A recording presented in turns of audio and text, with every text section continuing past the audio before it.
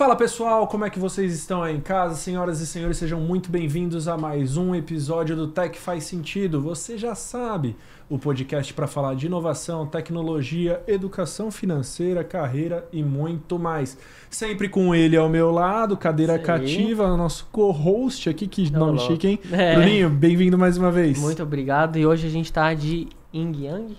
Yin Yang, né? Completando aqui, completando, né? As duas metades. Fechou.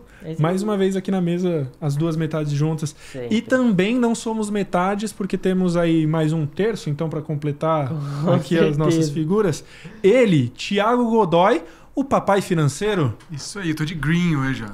Pois é, cara. Fazendo a parte da sustentabilidade aqui. Saldo positivo. Sempre vejo, cara. Sempre vejo. Muito bom estar aqui, prazer. Muito bem-vindo, cara. Obrigado aí pela sua presença. E já te apresentei como papai financeiro.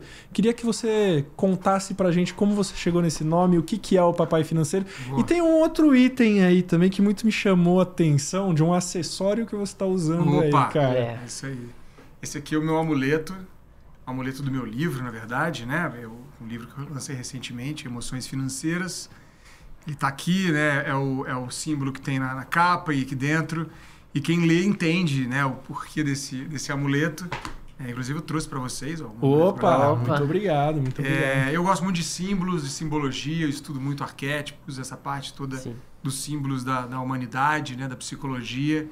E eu resolvi fazer esse amuleto porque eu gosto de ter algo físico, sabe? Que eu intencione e, claro, tá aqui no livro a mensagem, então eu também distribuo. As pessoas podem também adquirir esse amuleto com o meu livro. A gente carrega as coisas e às vezes se esquece, né? O simbolismo é muito interessante. Então, eu gosto muito desse amuleto. E por que papai financeiro? Rapaz, foi uma coisa bem simples, na verdade, olhando assim. Não é uma história extraordinária, não. Eu trabalho com educação financeira há muito tempo, muito na área de gestão, na área executiva. Desenvolvi vários projetos de educação financeira pelo país, junto com a Estratégia Nacional de Educação Financeira. Sempre na parte mais estratégica e de análise de projetos, desenvolvimento institucional, esse tipo de coisa. Eu fiz isso durante 6 anos nesse projeto da Estratégia Nacional e depois eu fui para a XP. Há 4 anos eu estou no Grupo XP. E há 2 anos, vamos dizer assim, eu tenho feito muitas coisas também por conta própria, né? Uhum. O livro, por exemplo, é uma delas e a rede social, a internet é uma outra coisa que eu tenho feito já há uns 2 anos. Eu comecei a falar sobre psicologia do dinheiro e economia comportamental, que é bastante do que eu trago no livro e que eu estudei lá no mestrado, quando eu estudei 400 pessoas endividadas. Eu caí dentro da psicologia do dinheiro porque eu vi que era aí que a gente tinha que entender o comportamento das pessoas. E nessa época, o meu nome era Psi Financeiro. Uhum. Então eu comecei o Instagram, chamei Psi Financeiro. Cara, eu fiquei com medo, fiquei noiado do Conselho Federal de Psicologia, vir falar comigo, que eu não sou psicólogo. Eu falei, cara, vamos derrubar minha página, sabe? Eu sou mirim, sou mirim na tecnologia, né? Então, vai que derruba a minha página. Eu fiquei com isso na cabeça. E eu falei, vou mudar esse nome, não pode ser Psi Financeiro, tem que ser outra coisa. E nada vinha, nenhum nome vinha, nenhum nome legal vinha, sabe? E aí, quando a gente descobriu lá em casa que estava grávido, né? Que eu descobri que eu ia ser pai, aquilo ali deu uma virada de chave na minha cabeça. Eu falei, cara, é isso. Assim, eu vou falar de finanças para famílias. Eu já falava, mas eu entendi um novo foco, uma nova missão. E aí foi natural, virou papai financeiro. Até foi fácil de traduzir de psi para papai. Sim, já estava próximo. Estava bem próximo e foi. E aí virou uma marca, virou uma empresa. Na verdade, eu tenho uma empresa chamada Papai Financeiro. Legal. Virou minha missão aí nos últimos anos. E até esse nome traz, na minha opinião, até mais forte aí a sua missão para a família, né? Uhum. Então, me dá uma sensação de você estar projetando uma educação financeira nas próximas gerações. Pô, eu ia até falar sobre isso, porque eu vi alguns conteúdos seus e aí você fala sobre educação financeira para os filhos. Uhum. A gente vê muito educação financeira para si, mas nunca nesse sentido de compartilhar esse conhecimento com um filho mesmo. Perfeito. Isso é fantástico, né? É uma forma diferente de olhar para esse ângulo. Pois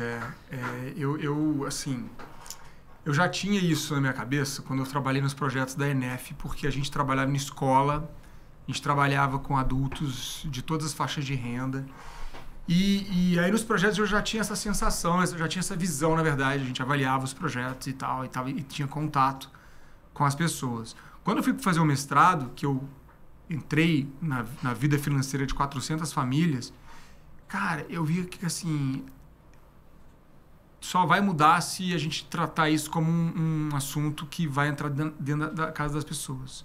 Porque é um grande tabu falar de dinheiro, né? Sim. As pessoas têm medo de falar de dinheiro, têm medo de colocar isso na mesa.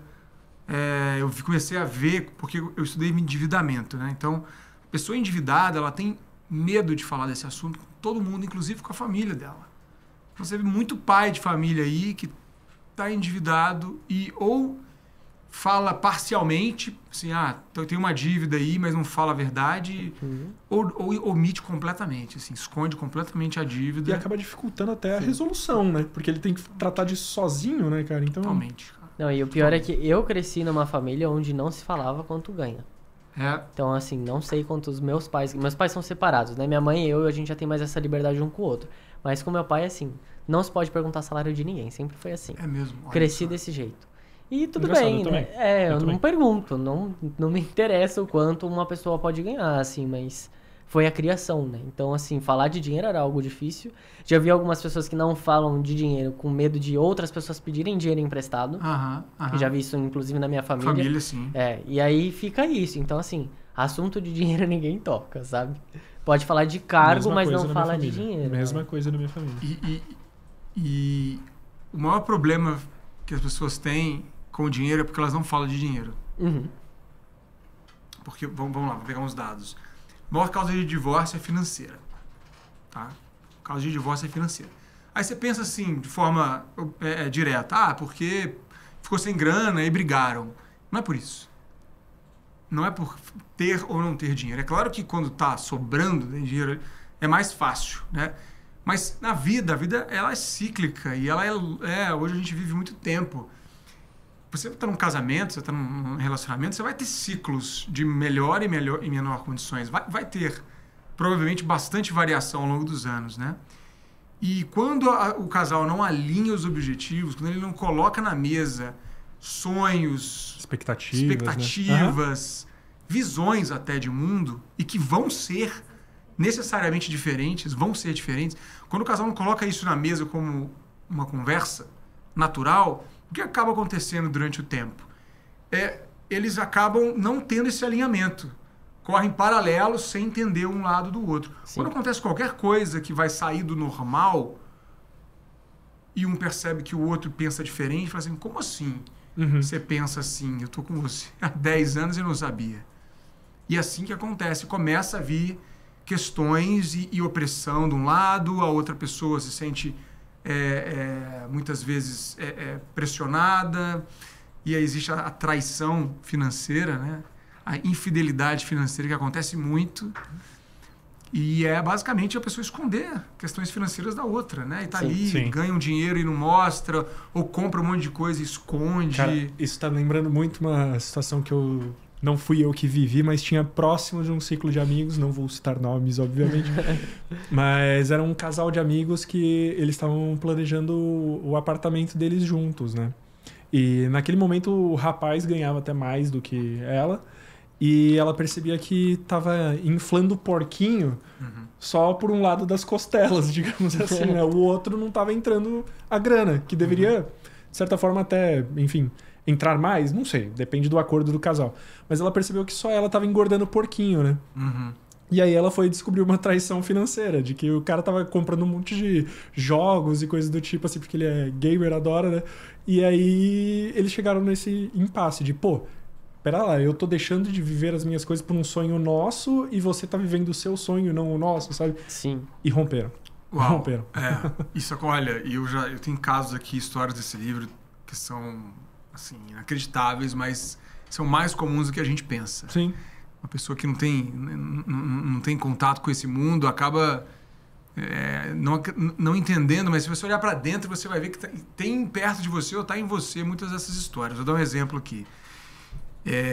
Sobre casais. Eu falo muito, né, com casais e famílias. Então, esse casal, um casal de 36 anos, médicos, Ela entrou em contato comigo, me escreveu uma mensagem desesperada, porque ela já tinha enxergado um problema muito grave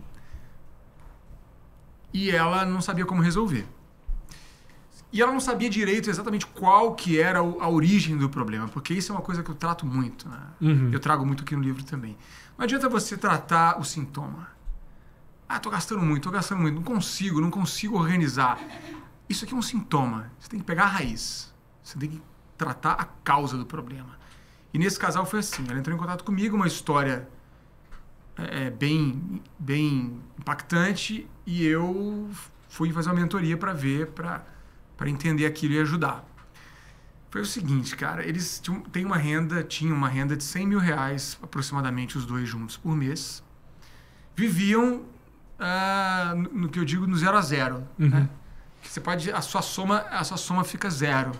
Você pode ganhar R$1 milhão por mês. Se você gasta R$1 milhão, sua soma é 0. Então você é pobre, certo? Você é pobre porque você pode ter comprado um carro, uma moto, mas você não tem horizonte. Você tem potencial de ganho, o que é muito bom, mas é só um pedaço do tripé, né? Você tem que ter o tripé pronto, senão você cai. Eu vou falar do tripé daqui a pouco. Perfeito. Não é o tripé dos investimentos que o pessoal fala por aí, não. É um outro tripé que eu trago. Você vai trazer.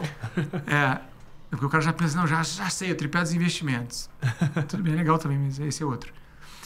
Cara, estavam no 0 a 0, viviam no 0 a 0, viviam com R$100 mil mais ou menos por mês. Antes da pandemia, ela engravidou. Logo quando começou a pandemia, ela teve um filho. Eles tiveram um filho, mas ela já tinha parado de trabalhar e tinha caído de 100 e poucos para R$70 mil. Ela ganhava menos do que ele. Tudo bem, 70 mil, mantiveram o mesmo padrão de vida ainda. Tá? Mantiveram tudo que eles estavam fazendo. Chegou na pandemia, ele, radiologista, não trabalhava na linha de frente, parou de trabalhar, caiu a renda dele para menos de R$20 mil. Começou trabalhou com algumas coisas só anexas. Caiu para menos de R$20 mil. Eles não mudaram o padrão de vida deles. Pandemia, vai voltar, não vamos precisar de mexer em nada. Aí ele pegou um empréstimo, falou, vai voltar, vou pegar um empréstimo, eu pago, tranquilo, sou médico, ganho dinheiro, pago. Gastou todo o dinheiro que ele pegou emprestado, a pandemia não voltava, pegou outro empréstimo. Não foi gastando o dinheiro no estado. No meio disso, ela engravidou de novo, 2021 ela engravidou de novo. Passou, tiveram, isso quando eu falei com eles, 2022. Tiveram um filho. Quando eu conversei com eles, era 2022, a pandemia já estava ali, né, no decrescente, já tinham voltado a trabalhar, eles já tinham voltado a ter... Não voltaram à mesma renda que tinham antes, mas voltaram a uma renda bem alta, né? Algumas dezenas de milhares de reais, o que dá para viver muito bem e ainda poupar e investir muito bem, né? Eles estavam endividados com esses dois empréstimos, ela nem sabia quanto que eram os dois empréstimos direito, ele tinha lá por alto, mas ele não sabia quanto que ele estava devendo de fato, com juros, com tudo. Estavam devendo IPTU, não sabiam nem quanto que estavam devendo de IPTU, tá? E tinham que levantar os dados junto lá à prefeitura, porque não conseguiam levantar os dados, uma confusão, um rolo danado. Aí você fala assim, cara, levanta os dados aqui de vocês, faz uma planilha, e ela lá, querendo resolver. E ele assim, não, tá tudo certo. Ele não falava isso, mas a expressão era essa, tipo... Tá tudo sob controle. Aqui já é. O cara, ele não... Eu já tô apreensivo só de ouvir. Não é, cara? A gente é muito trouxa, o homem é muito idiota, cara. O homem, ele acha que ele... Não pode ser vulnerável, não pode demonstrar vulnerabilidade. Então, o cara tava na merda, mas comigo... Não, que isso, não pode ficar falando, né, da minha vida financeira. Ali, né? Não abre para vulnerabilidade. A mulher abre para vulnerabilidade. Ela se mostra vulnerável e ela enxerga um problema. O problema é quando você nem enxerga que você tem um problema. Sim. Esse cara não enxergava que ele tinha um problema. Bom, resumindo aqui a história, eles gastavam assim, dinheiro com coisas absurdas, mesmo numa situação de não... Né, isso é uma opinião minha, né? Claro, não posso julgar. Mas assim, R$3.500 de lavanderia, churrasco com carne de boi japonês de, sei lá, quantos R$1.000. Pro padrão que eles tinham anteriormente. Sim, tudo bem. Quando extrapolavam, digamos assim. Mas é aquela história, sabe? Assim, André, você tem que escolher. Exato. Você pode comer carne de boi japonês, mas se você come todo dia... Perfeito.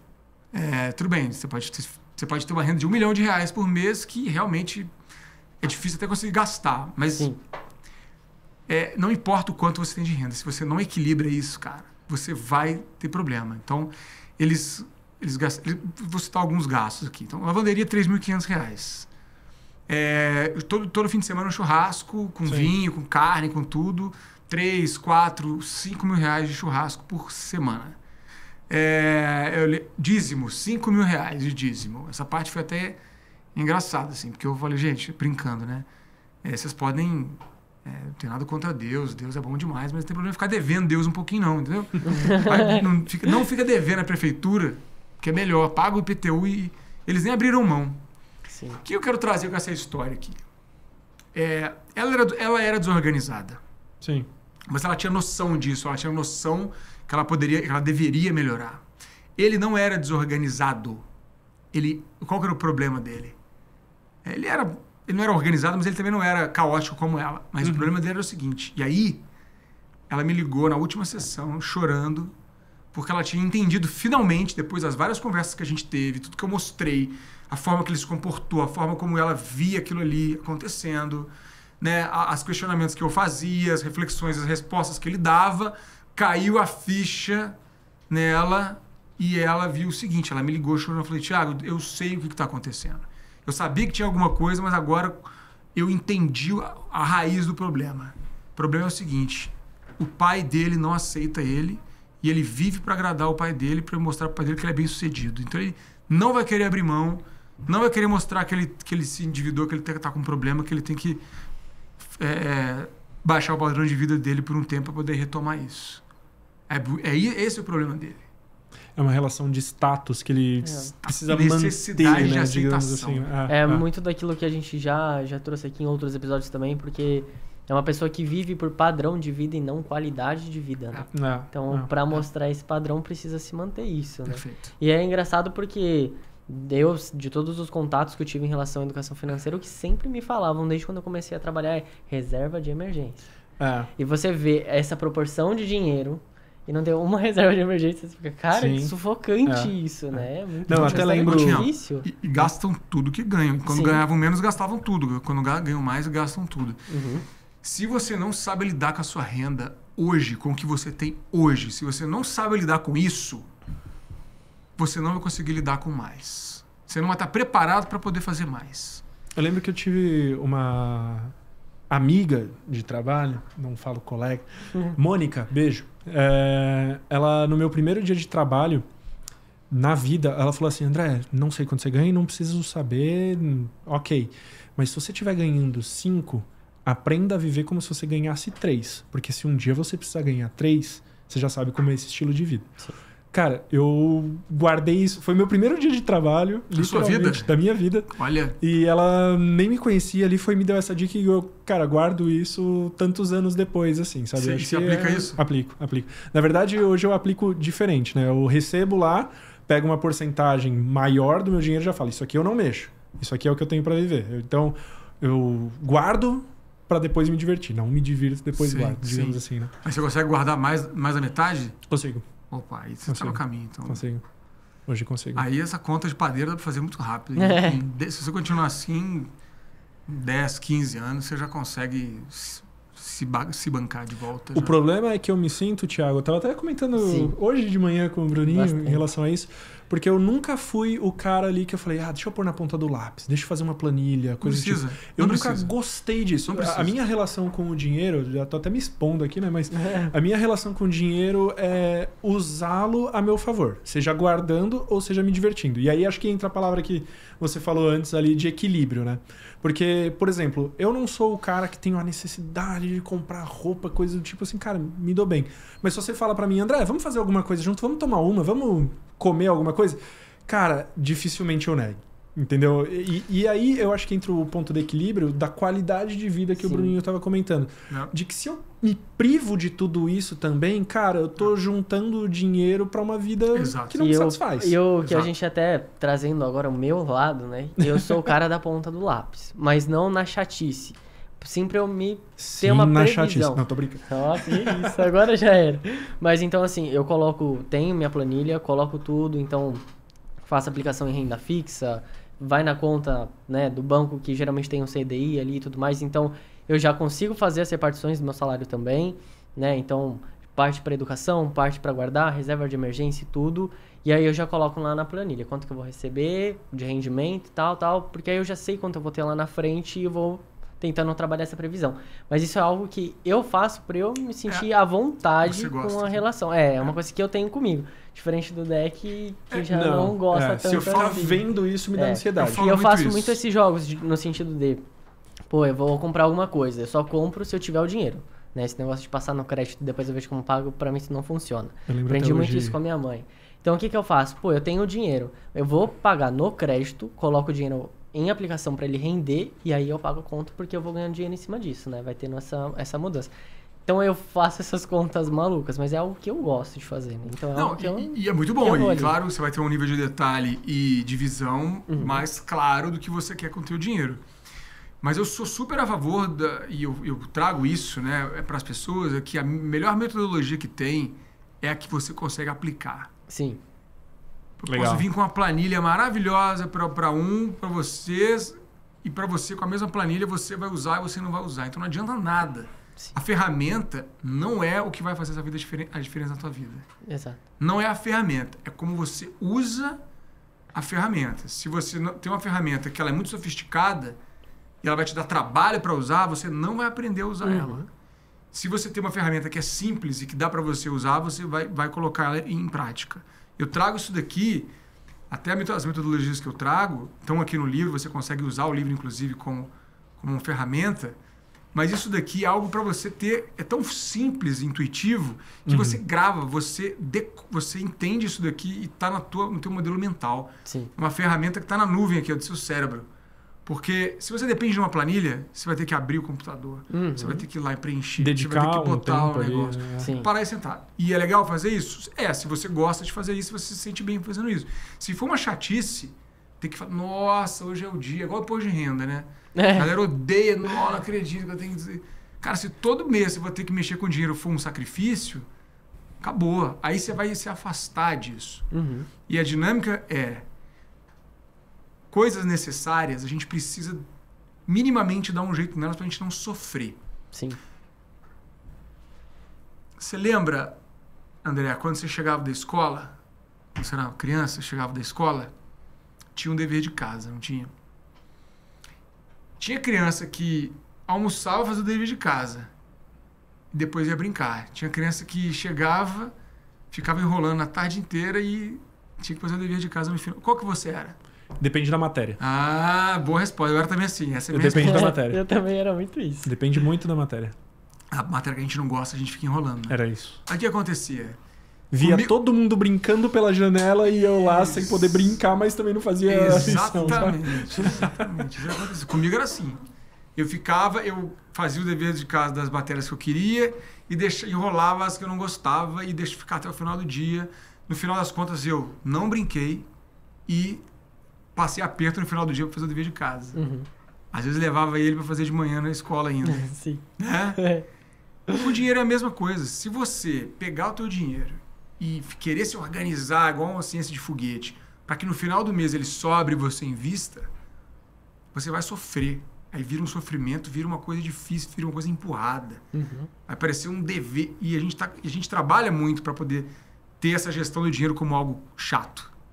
O que simplifica a tua vida? Faz dever de casa depois do almoço. Pega o teu dinheiro, recebeu o dinheiro, faz isso. Separa já o que você colocou na tua cabeça. Um valor fechado. Ah, quanto que é? É 13,5%. Não, cara, não precisa. Quantos por cento eu coloco em... A galera me pergunta umas fórmulas. Simplifica. Pega o teu dinheiro, põe a parte dele para render já, e aí acabou, o dever de casa está feito. O que você pode fazer? Brincar o dia inteiro. Torra o dinheiro. Torra o mês inteiro o teu dinheiro, que você já investiu, você já fez a sua parte. Entendeu? O dinheiro tá ali, ó. Você tinha 100, guardou 20, você guardou 20. Você tem 80. Cara, esse 80 é seu pra você fazer o que você quiser, só não fica devendo. Sim. Né? Aliás, não vai beber muito também, porque álcool não faz bem. É isso. Mas aliás, assim... eu queria fazer uma pergunta em torno disso que você falou do só não fica devendo, Thiago, porque... Opa. Você comentou que estudou 400 famílias aí no tema dívida, né? Não sei se você tem essa resposta aí do seu estudo, mas qual é o principal fator para dirigir uma pessoa para dívida, cara? Porque quando eu pego o seu livro aí, pelo título dele, já me dá uma ideia do que pode ser. Mas é de fato uma dependência, digamos assim, de alguma coisa para preencher uma felicidade, aí você começa a consumir excessivamente. Porque eu acho que tem os dois cenários. Eu acho que tem ok, a gente vive em um país que tem as pessoas que realmente recebem pouco, né? Então tem, sei lá, a dificuldade de manter a vida ganhando o que ganha. Mas eu acho que também tem o caso que você citou aí de uma família que ganhava super bem, só que não conseguia lidar com esse dinheiro. Hoje você consegue pegar qual é a principal matriz que direciona as pessoas para o endividamento? Sim. Tirando a parte da renda, né? Vamos isolar a parte da renda. Porque quando você tem um valor que é insuficiente para viver com o mínimo, você entra em escassez e aí você tem problemas que são cruciais, até de desenvolvimento cognitivo. Você está vivendo no curto prazo. Então, acima de um valor dá para você comer, morar, e isso é muito relativo, tá? Não tem valor. Porque quanto que custa uma vida mínima digna aqui em São Paulo e quanto que custa numa cidade do interior do centro-oeste, de 10 mil habitantes? Várias vezes menos. E eu conheço pessoas que moram no interior, de Minas, inclusive, que vivem bem com 2 salários mínimos, 1 salário mínimo e meio, 2 salários mínimos, e vivem bem. Aqui em São Paulo é impossível, você não consegue nem comer com esse dinheiro. Então não dá para falar uma conta exata, você está falando de valores médios, mas, respondendo a tua pergunta, quando você vê uma pessoa que tem renda, que poderia poupar uma parte, nem que seja 10%, poderia construir uma reserva de emergência e manter suas contas em dia, mas ela não está assim, ela está desalinhada, certo? Ela está desalinhada, ela não tem um domínio sobre a vida financeira dela. Só que o domínio não é do quanto dinheiro entra só e quanto dinheiro sai, não é essa conta matemática só. Isso também, mas isso também é um sintoma. Não mexer, não conseguir organizar o teu dinheiro é um sintoma também. A causa, ela é mais profunda. E a causa é emocional. E aonde está a causa da causa? Crença. O que você viveu, seu histórico familiar, como você elaborou as coisas que você viveu. Então, é uma questão emocional. Me diz uma coisa, uma pessoa que todos os dias, tá? Porque a gente chuta o balde no fim de semana. Mas uma pessoa que todos os dias come muito mais do que ela precisa, você acha que ela está em equilíbrio ou desequilíbrio emocional? Desequilíbrio. Desequilíbrio emocional. Se uma pessoa pega todo dia e senta na frente de uma televisão com um pote de sorvete e come ele inteiro, essa pessoa não precisa de regime, ela precisa de psicologia, precisa de tratamento, ela tem um problema emocional, ela tem que encontrar onde está o problema. O que ela está comendo não é porque ela tem fome, é porque ela tem um buraco emocional. O dinheiro é exatamente igual. As pessoas entram num buraco emocional e usam o dinheiro delas de forma errada. E o que eu trago aqui no livro, é claro, não é uma terapia psicológica, né? Seria algo muito mais profundo, mas eu tenho metodologias aqui com base na psicologia do dinheiro que ajudam a pessoa a encontrar as respostas para o que ela pode estar sentindo e o que está segurando ela. Né? As emoções financeiras são esse conhecimento. Pessoal aí. Legal. São esse conhecimento para você encontrar um caminho e entender como você pode se equilibrar financeiramente, como você vai se guiar para os seus objetivos. Só para complementar, trazer um dado aqui, tem um estudo muito conhecido do professor Gerald Zaltman, da Universidade de Harvard, que ele mostra que até 95% das nossas decisões de compra são inconscientes e emocionais. 95% das decisões de compra são inconscientes e emocionais. Tá?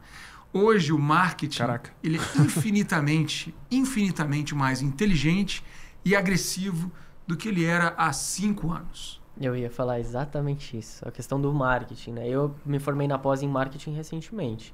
E você aprende muito sobre vieses cognitivos, gatilhos mentais, tudo voltado para essa questão do emocional. Perfeito. E só complementando, o marketing ele é infinitamente mais agressivo e inteligente do que ele era há 5 anos atrás. A tecnologia permite que isso aconteça. A gente tem dados analíticos que dão inteligência para as empresas, para elas saberem o que e quando você tem mais propensão e vulnerabilidade a comprar alguma coisa. Se os estudiosos estão vendo que nossas decisões financeiras são emocionais e inconscientes, nós vivemos um mundo onde não gastar tudo que você tem é um movimento de resistência. É basicamente nadar contra a corrente. Que se você deixar a corrente te levar, você vai gastar tudo que você tem, independentemente de quanto você tem, e você vai ficar devendo, porque esse é o movimento que está acontecendo. Agora, você vai culpar o marketing por isso? Não faz muito sentido. É igual você culpar o que você está acima do peso, porque tem muito fast food na sua cidade. O fast food está ali, você entra se você quiser. Você não pode culpabilizar o lado de lá, terceirizar o lado de lá. Então, hoje é mais fácil você comprar uma coisa, o dedinho eu sou o dedinho na Amazon, cara. A sorte eu compro livro. Livro é um negócio barato, né? R$40, R$30. Então eu seguro o meu orçamento ali. Mas se eu fosse uma pessoa que gostasse de relógio, vocês sabem que eu nem uso relógio. Porque eu tenho medo, entendeu? Uma vez me assaltaram. Me assaltaram uma vez em São Paulo um relógio que eu tinha comprado. Eu falei, nunca mais vou comprar um relógio. Foi o dinheiro mais rápido que eu perdi na minha vida. Não tem ação pior na bolsa do que ser assaltado, né? Mas, bom, qual que é o ponto aqui que eu trago? E eu trago muito isso aqui no livro. Cara, você lidar bem com o seu dinheiro, você conseguir fazer ele render até o final do mês, pagar suas contas e investir uma parte, é um desafio para todo mundo, tá? Mas ninguém vai fazer isso por você. É um movimento de resistência. Você vai ter que direcionar isso na tua vida. Como é que você faz isso? Priorizando. Como é que você prioriza? Entendendo o que você quer. E aí, entendendo realmente com clareza como você vai direcionar e conseguir fazer esse movimento. Sim. Mas o piloto automático é comer muito, gastar muito e se desequilibrar. Esse é o piloto automático que a gente vive. Temos que olhar para dentro e ter uma clareza para vencer esse movimento. E isso tem a ver com o tripé que você estava para mencionar? Perfeito. Eu ia até fazer uma pergunta, não sei se vai casar com isso, mas eu vou aproveitar o gancho, que o nome do livro são Emoções Financeiras, né? E num TED Talks que você fez, você falou sobre ansiedade financeira. Então, como é que tá essa relação aí com esse tripé, talvez? Legal. Até legal. O que é a ansiedade financeira? Exato. Legal. A gente fez um estudo sobre ansiedade financeira e identificamos que 77% das pessoas no Brasil têm ansiedade financeira. Quase 8 em cada 10 pessoas. Então e 90 tem ansiedade, né? Quase isso. O Brasil é o país mais ansioso do mundo. A gente nós somos recordistas nisso. É uma epidemia, a ansiedade. A gente trata pouco, fala pouco, Sim. porque ela traz realmente consequências muito, muito danosas para a nossa vida, né? Então, uma pessoa ansiosa que não dorme, ela está perdendo horas de sono, ela está perdendo qualidade cognitiva, ela está perdendo saúde mental, ela está perdendo... Sim. Então, é uma bola de neve. E leva ao endividamento, leva à queda na produtividade. Então, olha o PIB disso. Qual o prejuízo que a gente tem, né, global e aqui no Brasil com problemas de saúde mental, de saúde financeira? A PwC estuda isso todos os anos. Um funcionário endividado perde pelo menos 3 horas por semana na produtividade. Dependendo do grau de endividamento dele, do problema que ele tiver... Uma coisa é o quanto que você está endividado, outra coisa é o quanto que isso te afeta. Sim. Tem gente que se afeta mais, tem gente que se afeta menos. Mas o quanto que a gente está perdendo como sociedade sem levar esse assunto para as pessoas, sem levar esse conhecimento para as pessoas. Então, quando a gente fala educação financeira, e eu bato muito nessa tecla, não é sobre investir na Bolsa de Valores.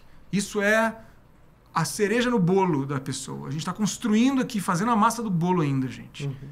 Temos que construir isso daqui, mentalidade, como você lida com isso. Para lá, quando você tiver com isso muito bem estruturado, se você quiser também, não precisa você saber sobre Bolsa de Valores. Sim. Né? Porque tem muita gente na internet falando sobre produtos de investimento porque tem interesse em vender produtos de investimento. Né? Então, a solução não está no produto de investimento. É importante você saber? É legal você saber, mas você pode viver muito bem sem saber nada sobre produtos de investimento. O ponto é como você lida com o seu dinheiro. Lida com o seu dinheiro e faz ele ser uma ferramenta para conquistar coisas na tua vida. Sim. Eu ia falar do tripé agora, mas você tinha levantado outra bola aqui, né? Da ansiedade financeira. Pronto. Eu já falei a volta e voltei. Então, a ansiedade... ela é esse nosso dilema, né? que é um dilema filosófico, mas que é profundo, a gente precisa trabalhar ele, que é como que a gente lida com o incerto. A ansiedade é isso.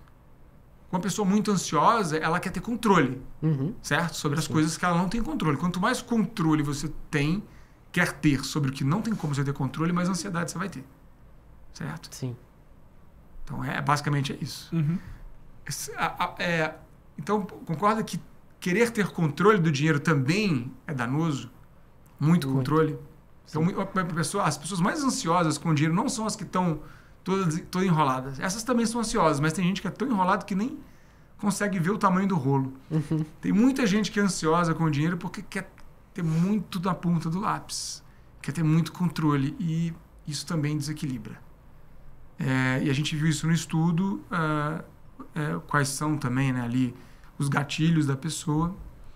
E eu trouxe no mestrado também esse tema e conversei com muita gente. Tem também muito a pressão que a pessoa se coloca, sabe? Na família. Sim. Muito pai de família que está ali e não se abre, como eu falei, não se mostra vulnerável, Sim. não abre o jogo para a família e acha que tem que carregar o pano nas costas, né? E eu falo isso com muitos homens também, né? Esse machismo estrutural, ele não é ruim só para as mulheres. É claro que ele é pior para as mulheres, mas ele é ruim para todo mundo, né? O machismo estrutural coloca também essa coisa no homem de ser o provedor, de ser o cara. Isso não existe, isso cai por terra, né? Nós estamos em pé de igualdade, queremos estar em pé de igualdade, né? Como sociedade. As mulheres precisam ter uma remuneração equivalente à dos homens, precisam estar, né, nós somos seres humanos, não tem divisão, né? Não é para ter divisão de gênero no sentido econômico. Então, Sim. Tem um lado também que eu falo com homens de se abrirem para esse assunto, mostrarem também essa vulnerabilidade e entenderem que podem errar e que vão aprender. É o caso desse médico aí, sabe? O cara tá ali querendo segurar um negócio que nem era para ele segurar. A mulher dele tentando ajudar ele nem querendo, Sim. sabe? Com orgulho. No fim das contas, é orgulho. Sim. É ego, cara. Você vê que o maior problema financeiro era a comunicação, né? Você acaba olhando para esse ponto. Tipo, o problema não é o dinheiro, o problema é a comunicação ali. Falta de conhecimento às vezes do também, casal, exato. É uma coisa Total. muito interessante. Total. E aí eu estava falando dessa parte aqui, das ferramentas. Eu tenho aqui vários pequenos exercícios e alguns exercícios que são mais intuitivos, assim. Eu vou destacar aqui 2. Aliás, assim, só da sua folhada já elogia a diagramação, hein? Bonito, né? Gostei. Caprichada. Tem um teste aqui que é o teste dos avatares financeiros, que é um teste bem interessante, bem lúdico, mas que tem toda a base em ciência, em psicologia do dinheiro. Então a pessoa vai lendo as afirmações aqui, vai anotando, vai marcando se ela concorda totalmente, se ela discorda totalmente, ou se está alguma coisa no meio do caminho aqui. Legal. E aí ela faz o cálculo depois e entende qual que é o avatar financeiro dela. Então tem águia, gato, cachorro, ovelha, urso e coruja. Você vai ser um avatar desses daqui e vai ler a descrição do seu avatar aqui. Já tô querendo preencher o meu aí. É um horóscopo. É um horóscopo, tem base científica, é claro, aqui tem uma descrição lúdica, né, divertida para a pessoa também. Eu destaco os pontos positivos e também mostro os desafios, né, para a pessoa se animar a querer mudar, né? Sim. Então esse é um teste legal para o autoconhecimento da pessoa. E aí tem a metodologia das caixas e das torneiras também, que é uma metodologia que eu já trabalhei com milhares de alunos nos cursos que eu tenho. E é muito, o que eu estava dizendo dela no começo, né? É muito intuitivo isso daqui. Não tem que fazer planilha. Você pega uma folha de ofício, se você aprender a fazer isso daqui, você pega uma folha de ofício, divide em 4 de um lado, divide em 4 de outro lado. Eu faço isso das mentorias que eu aplico. Qualquer pessoa consegue dividir o dinheiro dela em caixas e torneiras. Caixa é o que entra e você quer manter e investir para os seus sonhos, objetivos e reserva de emergência. E as torneiras é para onde o seu dinheiro vai escoar se você... E aí você precisa controlar essa dinâmica. Mas é uma dinâmica muito mais mental do que ferramental, planilha. Sabe um ponto dá para fazer também, na planilha também, tá? Tem planilha disso daqui também, se quiser. Sabe um ponto que pegou para mim, assim, do porquê que eu parei um pouco de anotar na ponta do lápis, cara? Porque eu sempre planejei muito, assim, sempre olhei muito... Nossa, esse mês vai ser aqui... colocava cada caixinha, cada moedinha em caixinha, assim. Mas, cara, eu costumo brincar, né? Sempre estoura um pneu. Sempre preciso comprar um remédio. Sempre tinha muita surpresa, assim, sabe? E imprevistos, né? E aí eu falei, cara, tá fugindo muito do meu controle esses imprevistos, assim. Realmente foi num período ali, numa época que tava fugindo muito, assim, do que eu queria economizar, e estava, de certa forma, me frustrando até, assim, sabe? Porque eu tinha um objetivo e não conseguia chegar por conta desses imprevistos. Como a gente pode se organizar, incluindo também os imprevistos, para conseguir poupar, digamos assim, cara? A reserva de emergência, né, que eu chamo de reserva da paz, que é uma paz que não tem preço e é mais barato do que você pensava, né? Você tem um dinheiro para o imprevisto, uma coisa assim, que eu conto essa história no livro também. No início da minha vida profissional, eu me endividei. E não foi uma dívida gigantesca, mas foi uma dívida suficiente para eu ficar o ano inteiro pagando ela, cheque especial, né? Rotativo do cartão. Parcelei aquela dívida e foi horrível, porque foi um ano inteiro que eu fiquei privado de fazer várias coisas, que eu peguei uma parte da minha renda e eu vi. E eu me senti um idiota, porque eu comecei a ver o juros. Olha, eu não trabalhava com educação financeira na época ainda, mas eu formei administração, né? Sim. Então eu me senti um incompetente, tem uma base, né? cara. Eu falei, como é que pode eu ter entrado, ter gastado mais do que eu tinha e aí eu fiquei com vergonha, não contei pra ninguém, não pedi dinheiro pro meu pai, pra ninguém, né? Não pedi ajuda de ninguém. Fiquei ali parcelando e me senti um idiota, porque eu via quanto de juros que eu tava pagando naquilo ali. Então era uma dívida, eu não lembro, tem muito tempo isso, mas eu me lembro que eu paguei umas 4 vezes o valor do que eu tinha. Então, sei lá, se eu fiquei devendo 10 mil, eu paguei durante o ano 40 mil. Não foi isso tudo, não, mas porque tem 15 anos mais.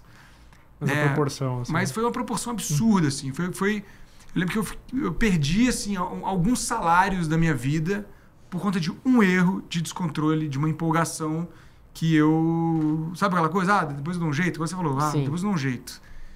E, vou fazer renda extra, não fiz, sabe? E aí a sorte, né? Que eu posso dizer sorte, é que eu era muito novo, ninguém dependia de mim, não passei fome, graças a Deus, me privei de algumas coisas, me senti um idiota e foi suficiente para eu aprender. Para eu nunca mais. Eu falei, cara, nunca mais vou fazer isso.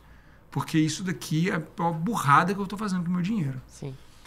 Então, pagar juros, se endividar, entrar no cheque... Isso é uma coisa que é péssima para a sua vida, para a sua autoestima, para a sua saúde mental. Eu vejo, né, vi no mestrado lá, na minha pesquisa, pai de família, sabe? E aí é dinheiro que você está tirando dos seus filhos, né? Não é dinheiro que você está tirando do seu lazer, é dos seus filhos, cara. Isso deve doer demais. Então, assim, olha para isso, encara isso e pense assim, né? Você trouxe essa questão. Quando você constrói uma reserva para imprevisto, e quando eu construí lá atrás, eu não tinha família ainda, não tinha esposa e filha, a paz que aquilo me deu, o conforto que aquilo me deu para várias coisas. Cara, se acontecer alguma coisa aqui, qualquer coisa, eu tenho dinheiro. Se eu tiver num emprego que eu tô detestando, eu quero mandar meu chefe passear lá na Escandinávia. Escandinávia é legal, né? Tem que passear na Antártica. Então, se mandar... eu posso, entendeu? Eu posso sair de um emprego tóxico, eu posso sair de uma situação que está me prejudicando. Eu posso mudar de carreira. Eu posso ficar 1 ano sem trabalhar e investindo numa outra carreira. Quando eu construí essa reserva, não parei mais. Porque isso começou a virar um hábito lá atrás... e ainda não trabalhar com educação financeira, que eu comecei a juntar, investir, comecei a separar, e depois, quando eu comecei a trabalhar com educação financeira, eu aprendi a investir, que, por exemplo, eu consegui pagar o meu mestrado à vista. Porque eu tinha 2 opções. Eu fazer o mestrado numa faculdade pública que eu ia ter que parar de trabalhar, porque eles não aceitam você trabalhar e fazer mestrado, é terça-feira o dia inteiro, quarta-feira o dia inteiro, não dá para o sujeito trabalhar e fazer o mestrado, pelo menos aqui em São Paulo, nas faculdades que eu olhei, ou eu fazia um mestrado na faculdade particular, como eu fiz na Fundação Getúlio Vargas, na FGV. Excelente, faculdade de ponta, maravilhosa, mas custa uma bala. Custa um carro zero. Bom. Bom carro zero. Então, assim, a minha opção foi pegar um dinheiro que eu poderia ter comprado no carro zero. Poderia. Eu fui e botei num mestrado. Você acha que isso foi melhor ou pior que um carro zero? Foi melhor. Em termos de valorização, bem melhor. Foi um investimento. Foi um grande investimento. Sim. O carro seria um passivo, eu ia gastar com tudo PVA, que um carro gasta, tudo, né? Fora a própria desvalorização dele. Né? Na época, estou falando de um carro aqui porque as pessoas olham muito para isso, né? Sim. E tal. E, claro, depende da situação, né? Hoje eu tenho filha, eu preciso ter um carro. Na época eu não precisava. E, assim, investi. Mas eu só fiz isso porque eu tinha o dinheiro. Eu fiquei anos investindo e colocando dinheiro lá. E aí, isso para uma coisa que estava ali. Eu nem tinha o plano de fazer um mestrado daqui a 5 anos e vou juntar R$137 todos os meses para fazer um mestrado. Não foi programado. Mas na hora que eu vi a oportunidade, apareceu o curso que eu queria, eu tinha um dinheiro investido, com liquidez. Entendeu? Então, eu falo isso porque às vezes a gente nem sabe o que a gente vai precisar fazer com o dinheiro.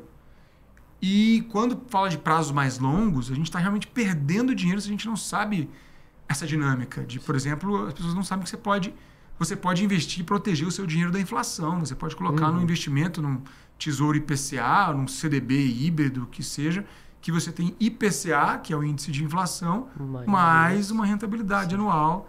Então você protege seu dinheiro da inflação, ganha em cima daquilo ali. São dinâmicas que hoje a gente fala assim, às vezes quem está começando fica assim, nossa, mas tem muita coisa, né? É muito simples. Sim. Eu trago bem mastigadinho aqui, tem todo o beabá para a pessoa entender que, cara, é um investimento que você está fazendo na tua vida. Tiago, antes da gente partir... A minha relação com planilha é mais ou menos assim, porque, que nem o André acompanhou hoje de manhã que a gente falou um pouquinho sobre isso, e eu não divido o meu dinheiro muito da forma que ele faz. Eu divido 70-30. 70 para o hoje e 30 para o futuro. Legal. Então, eu faço isso. A reserva de emergência sai do hoje, né? Porque se acontecer alguma coisa hoje, o dinheiro tem que estar aqui. Sim. Né? Então, eu faço essa divisão, mas que nem... quando a gente passa dificuldade, não pode comprar alguma coisa, depois a gente tem essa oportunidade, a tendência é a gente gastar. Né? E eu não queria ser aquela pessoa que falasse assim, putz, estourei meu cartão, vou tirar da reserva de emergência, porque aí pra mim já tá errado. Perde o sentido a emergência, né? Exato. E aí eu faço esse controle na planilha pra eu saber, tipo, putz, fui num shopping, eu sei o que eu posso comprar e onde eu não posso, eu sei os meus limites. Certo. Né? Então a minha relação é muito nesse sentido. E assim, vocês são tecnologia, né? Vocês são geeks. Tecnologia. Geeks. Mas tem uma relação, assim, que eu acho que é muito simples, né? Eu falo muito isso, cara, assim, simplifica a tua vida, meu. Sim. Não coloca coisa, O cara tem 5 cartões de crédito, tem 5 bancos diferentes, nem sabe quanto que tem em cada banco, tudo pingadinho. Tem 1.000 ali, tem 5.000 ali, o cara não sabe. O famoso paga tuas contas. Cara, simplifica, unifica, sabe? Coloca tudo num lugar só. Tenha um cartão de crédito, não fica parcelando tudo, porque as parcelas se encontram lá na frente. Elas são tudo amigas, cara. Entendeu? Você faz uma parcela hoje, faz uma outra, um crediário amanhã, tem um cartão da loja X. Elas se encontram. Daqui a 2 anos, elas tudo se reúnem lá e falam mal de você, cara. E aí você vai ficar entrando no buraco, porque a gente não tem esse controle. Uma pessoa que é muito organizada, coloca tudo na ponta do lápis, ela sabe quanto vai vencer o cartão. Essa pessoa, que é 0,1% das pessoas, essa pode conseguir fazer tudo parcelado, pegar os juros, a rentabilidade, botar aqui no parcelamento. Ok, mas aqui não é, e a imensa maioria não complica. O pessoal vem falar comigo, Thiago, mas eu tenho vários cartões que não gostam de milhas. O cara não... Eu duvido, cara, que você sabe operar milhas assim, sabe? Sim. Eu vi que a pessoa não... E aí ela começa a gastar muito dinheiro para ter milhas. Isso é totalmente contraintuitivo, né? Tipo, cara, eu vou gastar um monte de dinheiro aqui com coisa que eu não preciso para ter milhas. Então, compra passagem. Vai ser mais barato você comprar passagem. Sim. Então, não fica gastando dinheiro porque tem programa de benefício. Isso tudo são coisas que só funcionam se você tiver no detalhe, souber usar isso, cara. E tem que ser saudável, né? Que foi o que você falou, assim. Então, que nem... Isso funciona para mim. Agora, vai, pegar um exemplo mais próximo. Minha mãe, eu já não falaria pra ela fazer isso, porque não ia funcionar. Pra ela ia ser um saco e não funciona. Então, beleza. Dentro tem a realidade do contexto da pessoa também, né? Tem cada um se adapta desse jeito. E é muito legal a abordagem que você traz justamente por isso, né? Você se encontra ali. Então, que nem a educação financeira, eu acho que aumentou bastante ali de 2016 pra frente. Não sei como tá hoje, mas dá pra ver bastante um pouco essa relação, principalmente na internet.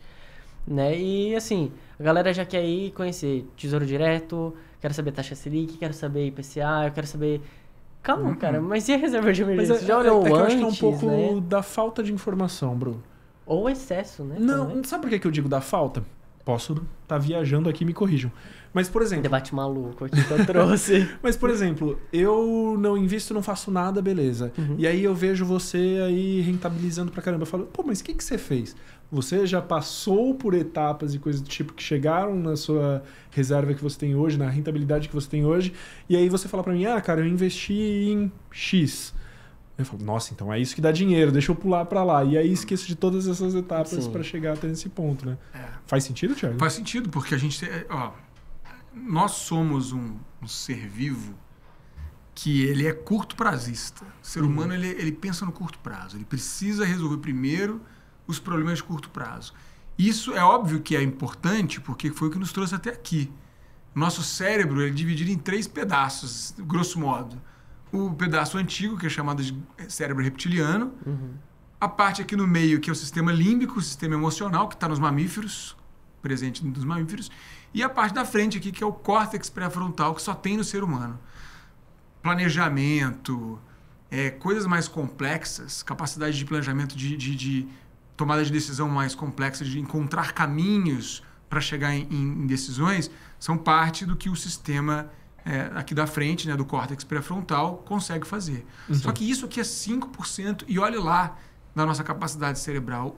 Nossa energia, nosso tempo, nosso investimento cerebral está todo focado, primeiro, na sobrevivência, que é muito mais importante você saber se defender de uma ameaça do que saber fazer um cálculo aritmético, do que... Né, e está muito ligado também à emoção. O sistema límbico, o que a gente está vendo na neurociência, né? Eu não sou neurocientista. Falar, gente, como se eu tivesse, não, eu e meu grupo de neurocientistas. Mas o que eu estou vendo que os neurocientistas estão falando, né? Sim. Nós não pensamos nas coisas antes de sentir. Nós sentimos, depois pensamos. Tudo passa primeiro pelo sistema límbico. Então, qualquer pensamento que você tenha na tua cachola, ela vem de uma sensação que você está sentindo. Você sente para depois pensar. Você sente para depois pensar. Então, quando a gente entende esse contexto emocional, a gente começa a entender que o nosso processo de decisão ele vem da emoção. Se a gente toma decisão por emoção, como eu falei da pesquisa do Jared Zaltman, e a gente está tomando decisão de curto prazo para a sobrevivência, a gente tem que dar um passo para trás, fazer o dever de casa, fazer o feijão com arroz, né, da sua vida financeira e ter paciência. Esse é o que eu vejo, é uma galera que cresce, é impressionante como é que tem erva daninha que cresce, né? Tem uma galera na internet que cresce, e o cara só fala mentira, sabe? Impressionante. Vendendo coisa que não existe, embalando, colocando embalagem bonita em coisa ruim. Então, assim, não existe, galera, investimento que vai te render mais que o CDI, que é a taxa básica de juros, que não tenha risco. Não existe. Não existe. Coloca na tua cabeça. Quanto que é a taxa de juros anual? 13,75. Passou disso daqui e começa a ter risco. Mas eu consigo um CDB com 15% pré-fixado, né? Pré-fixado. Legal. Tem lá o prazo de vencimento, respeita o prazo. Dependendo do tanto de rentabilidade que ele ofereceu, a instituição pode ser mais fraca. Não tem mágica.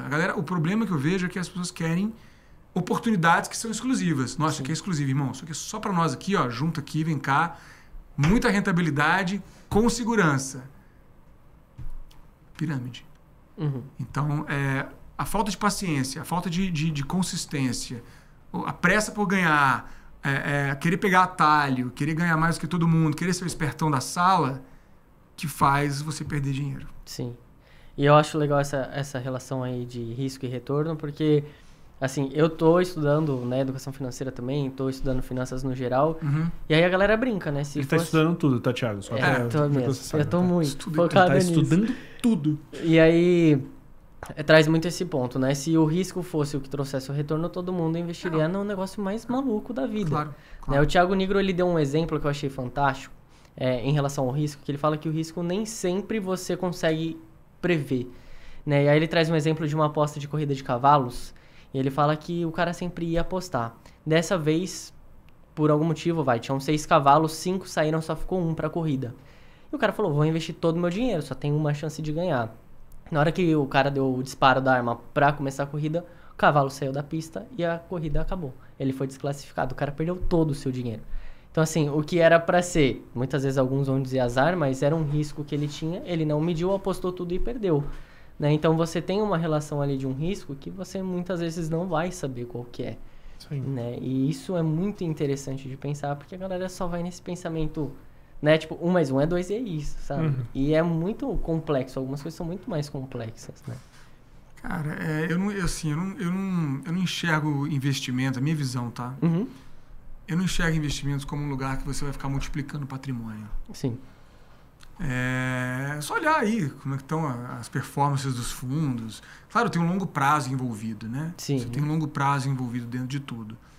Investimento é para você conservar o seu poder de compra do seu dinheiro. Você vai ganhar uma rentabilidade real de 10% ao ano? No máximo. Sim. Quanto que é 10% ao ano? Com 10 anos é bastante coisa. Então, você concorda que está no longo prazo? Sim, total. Não está no investimento. Nenhum investimento vai ser o investimento da tua vida. O maior investimento da tua vida é, na minha visão, a tua família e a tua carreira. Sim. A forma de você ganhar dinheiro. E aí o tripé.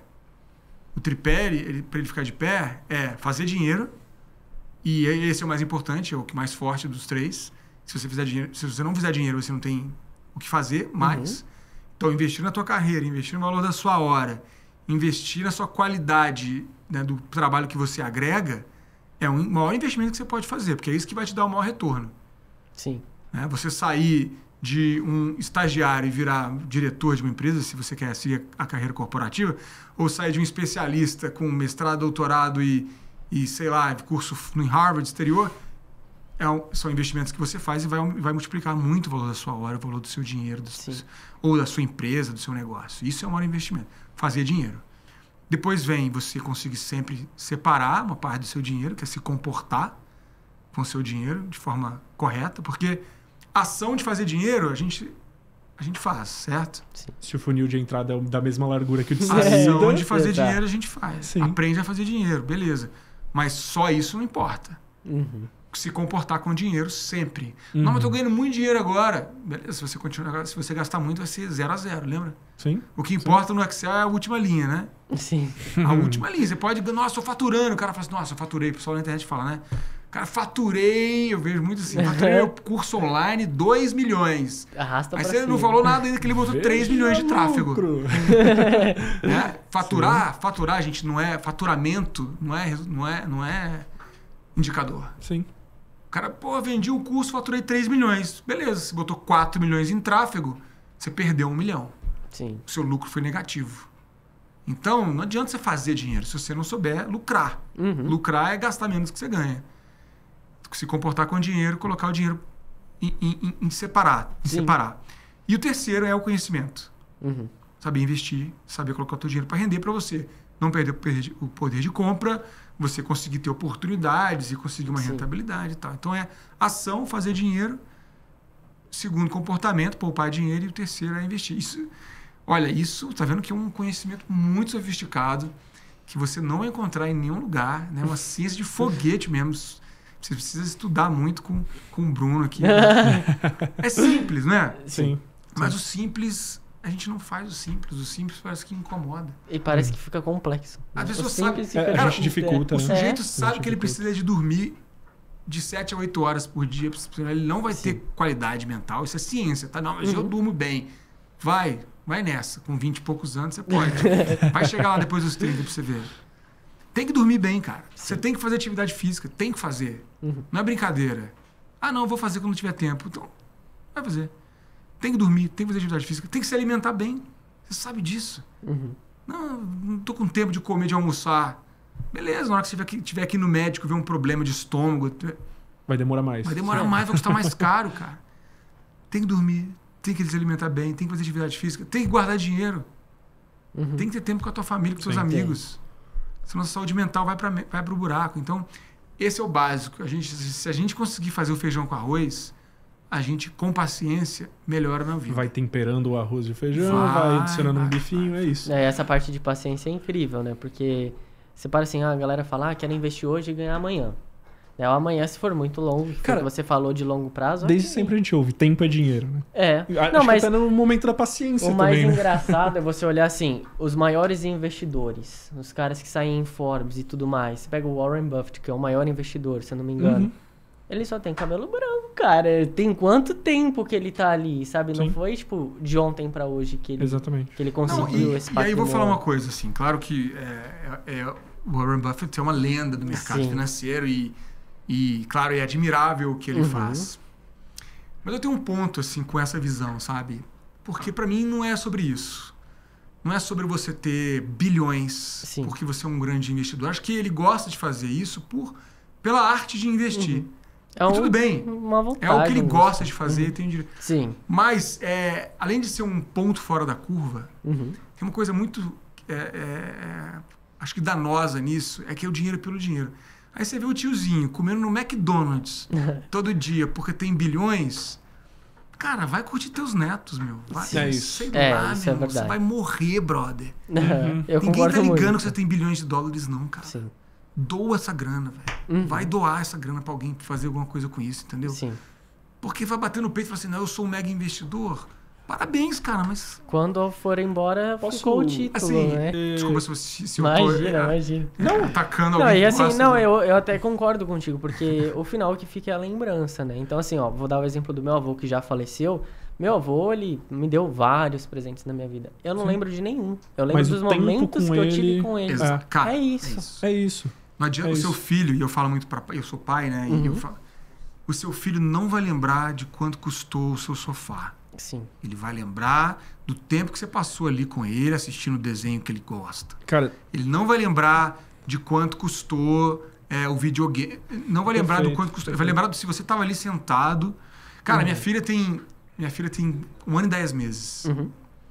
Os brinquedinhos dela são tudo simplesinho, custa tudo baratinho. Ela não sabe o que E aí, o que ela preço, quer? né, Ela pega cara? na minha mão quando eu chego em casa e ela me leva lá no lugarzinho de brincar. É isso. E eu sento na cadeirinha dela, né? Quase quebro, mas sento na cadeirinha lá do lado dela e fico brincando de tomar cafezinho lá. Ela se amarra, cara. Custou R$10 o brinquedo, entendeu? Sim. Tem um Custou vídeo nada. do Ela se Piangers. amarra no brinquedo. Tem um vídeo do Piangers que eu acho maravilhoso, que ele fala, pô, quando você descobre que vai ser pai, você fala, cara, preciso trabalhar mais, porque eu preciso de um carro melhor, preciso de uma casa melhor, preciso de um monte de coisa melhor e coisas do tipo. A criança chega ali sem saber o que é uma casa, que dirá uma casa melhor, sem saber o que é um carro, que dirá um carro melhor. E a melhor coisa que... onde o filho dele mais se diverte lá, é quando ele joga o filho dele pra cima e pega de novo, que é de graça. Sim. E aí, cara, você estava falando, primeiro pela capa do seu livro, falando de emoções. Em várias partes aqui do papo, você traz família, você falou, pô, virei pai, você fala da filha, enfim. Em vários momentos você traz isso. E aí, recentemente, a gente teve um papo com a Camila Schutt, que ela falou muito sobre propósito, assim, né? E em algum momento da fala dela, ela fala que ela é uma incentivadora ali da educação na programação, Bru. Enfim, ela acha que programação deve fazer parte de uma grade escolar ali, por exemplo. Ela defende muito a alfabetização da programação para o avanço da tecnologia mesmo. Exatamente. E aí, ouvindo tudo isso que você fala, de se preocupar também com as próximas gerações, como você vê a alfabetização financeira para as crianças? Você acha que faz sentido... tá numa grade escolar, ou não sei, mas como você vê para sua filha, por exemplo, uma preocupação que você passou a ter já lá na frente? Você tem até um ponto meu aqui que eu sou um pouco preconceituoso, perdão, não sei se é preconceituoso ou se cético, mas que eu nunca ouvi alguém falando, pô, eu sou um educador financeiro que não sei o que, contar as quebradas de cara, assim, que teve até para chegar a ser um educador financeiro, sabe? E você falou, pô, eu me endividei lá atrás, sabe? Sim. Então, como você acha que você pode preparar e como você acha que a sociedade, governo, escolas, educação, pode preparar para que sua filha já seja educada financeiramente? Ótimo. Eu tive a oportunidade de, logo no início da minha carreira em educação financeira, em estar dentro de um ecossistema muito forte, que é o da Estratégia Nacional de Educação Financeira, junto ao Ministério da Educação, junto ao Banco Central, junto a outras organizações aqui de referência nacional que têm recursos e escala, né? Então a gente fez o maior piloto em educação financeira nas escolas no mundo, foi feito aqui no Brasil, e a gente avaliou o impacto de aprendizagem dos alunos, comparou com o grupo de controle, grupo tratamento, grupo controle, e depois a gente fez uma análise longitudinal. Passaram-se 9 anos e o Banco Central levantou os dados, a gente analisou esses dados, é público esse estudo, é só buscar no Google aí você vai encontrar. Análise, estudo longitudinal, educação financeira nas escolas, Brasil, Banco Central, CVM e a AF Brasil. Nós que fizemos esse estudo. A gente identificou lá atrás que funciona, a pessoa aprende e ela aprende o conteúdo. Depois a gente identificou que quem passou por esse projeto lá atrás, 9 anos antes, aprendeu a tomar crédito mais barato. Quando toma crédito, não se endivida menos e tem mais propensão a querer empreender. A gente está em constante mudança, certo? A gente está em constante mudança. O que eu vi na educação financeira há 10 anos já não é, já mudou. Eu tenho acompanhado e tenho estudado mais, então eu tenho aprendido nesses últimos 10 anos bastante também. E agora eu tenho uma filha. E depois de tudo isso, eu fui encontrando mais ainda a importância da inteligência emocional. Esse livro, ele fala, metade dele é inteligência emocional. Eu adaptei para conteúdo financeiro. Por quê? Porque a inteligência emocional ainda pouco se fala, mas eu acredito que vai ser provavelmente o assunto mais importante que a gente vai lidar nos próximos anos. Quando a gente tiver um lugar onde o que é feito por máquinas vai ser feito por máquinas, é só o que não é feito por máquinas que a gente vai conseguir ter realmente que evoluir. E quando a gente fala de inteligência emocional, ainda é uma coisa muito complexa para a gente tangibilizar. Não é tangível. É emocional e está dentro de coisas que estão dentro da gente. Então tem coisas que nem nós conseguimos ainda resolver dentro da gente mesmo, sabe? E até falando da parte de neurociência que você trouxe, o sistema límbico, ele não é responsável por linguagem. Então ele nem sabe traduzir isso num texto, ele não sabe falar, né? Você só sente. A linguagem, ela é uma codificação de algo muito mais complexo, certo? Então uma palavra é um código. Exato. Eu coloco em caixas uma ideia. Mas se você for ver na linguagem, isso é tão fácil de identificar quando você compara duas linguagens, dois idiomas diferentes. Você pegar alemão, por exemplo, né, um idioma que tem fundamentalmente coisas bem diferentes, né? Porque os idiomas latinos são mais parecidos. Mas se você pegar o alemão, por exemplo, tem expressões em alemão que você não tem equivalente nos idiomas latinos. Você tem que juntar 2 ou 3 para você entender. O próprio Zeitgeist, né? Que a gente traduz como espírito do tempo. Se você pegar a explicação de um alemão sobre o que é Zeitgeist, ele te falando num texto lá, o que é Zeitgeist? Was ist Zeitgeist? Ele vai te falar uma coisa que é mais ou menos o que a gente entende como espírito do tempo. Mas não é espírito do tempo. Sim. Então, um exemplo aqui simples para tentar exemplificar. Eu ia falar a saudade. Peraí, eu ia chegar nessa. Saudade. Cara, o que é saudade? No inglês, você não consegue entender. I miss you, eu sinto falta de você. É diferente. Saudade tem uma coisa mais nostálgica, mas você concorda que você aprendeu a palavra saudade numa época que você nem entendia o que era palavras ainda. Era só sentimento. Nós nascemos sentimento. Quando a minha filha tinha 3 meses de idade, ela só chorava. Sim. Ela não sabia falar uma palavra, mas eu entendi o que ela estava sentindo. Então, nós somos sentimentos. Sim. Nós interpretamos tudo como sentimento. A razão, que a gente chama, né, de racionalidade, todo esse movimento aí do luminismo, que foi essencial, né, a descoberta da ciência, tudo isso é uma interpretação de uma coisa mais profunda. O Wilfred Bion fala isso, que é um psicólogo americano. Ele fala que a razão, ela é escrava da emoção e ela só existe para racionalizar a experiência emocional. Razão é escrava da emoção e ela só racionaliza a experiência emocional. Então, tudo, galera, é emoção. Se a gente entende isso, aprende a dar nome disso, você falou de linguagem, nós não somos alfabetizados emocionalmente. A gente nem sabe o nome do que a gente está sentindo. Eu coloquei isso aqui no livro também. Tem aqui um vocabulário de linguagem de sentimento aqui para você entender. Primeiro, como você se sente, para dar nome para isso e conseguir entender a origem, né? Uhum. Se eu não entendo o que é, como é que eu vou saber o porquê? Sim. Eu não sei nem o que. Aqui tem, ó, 100 sentimentos.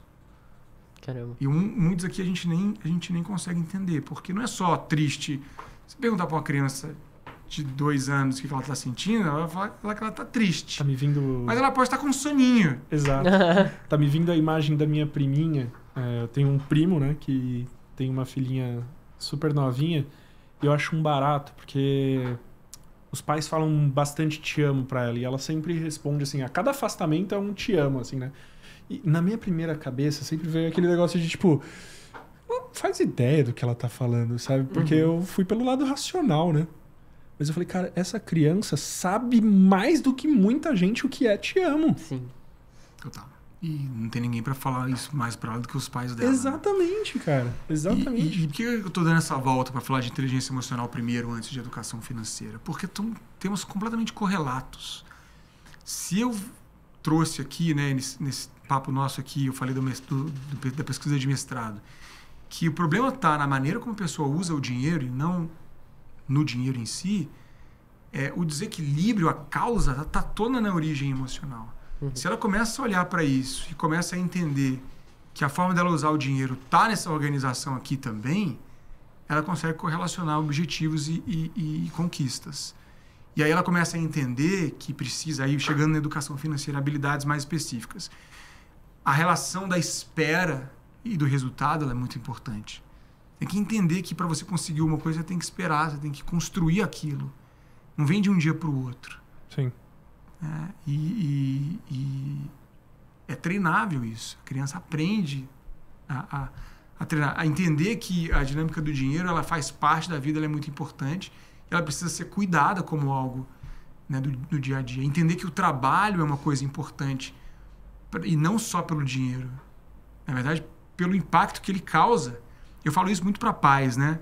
A gente tem uma tendência a falar assim para os filhos: ah, papai, mamãe tem que trabalhar porque tem que pagar a conta, tem que pagar a escola, tem que pagar a luz. Cara, isso é uma tragédia se fazer isso com a criança, porque ela vai correlacionar. O que uma criança de 2, 3, 4, 5 anos entende? Nossa, trabalhar é muito ruim, porque é o momento que meu pai e minha mãe não estão aqui comigo, eles têm que ir lá. Então, pagar a conta, ganhar dinheiro, trabalhar, é chato, é ruim, porque eu não estou com meu pai e com minha mãe aqui.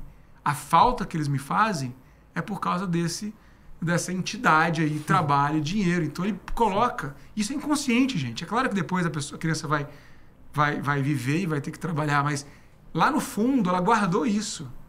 Então fala do seu trabalho como algo muito legal. Né? Isso é uma coisa também que eu já vi o próprio... Quem que falou isso? Eu não estou lembrando.